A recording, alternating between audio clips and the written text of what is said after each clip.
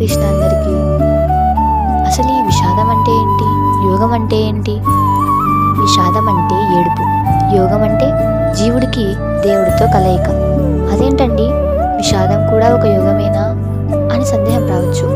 నిజమే, జీవుడు దేవుడు కావాలంటే విషాదం ఎంతో అవసరం. ఎన్నో సుత్తి దెబ్బలు తిన్న తర్వాతనే ఒక బండరాయి విగ్రహంగా మారి పూజలు అందుకుంటుంది. ఎంతోసేపు అగ్ని మీద కాలి ఉడికిన తరువాతనే బియ్యం అన్నమై మనకు ఆహారంగా ఆకలి తీరుస్తుంది. అలాగే ఎంతో విషాదం అనుభవించిన తర్వాతనే, ఎన్నో కఠిన పరీక్షలకు తట్టుకొని నిలిచిన తర్వాతనే మానవుడు మాధవుడవుతాడు. కనుక విషాదం లేకుండా యోగం సిద్ధించదు. మరి మీకు కష్టం కలిగితే చింతించకండి, కష్టం తర్వాత సుఖం తప్పకుండా లభిస్తుంది. రేపు కలుద్దాం. Until then, Radhakrishna.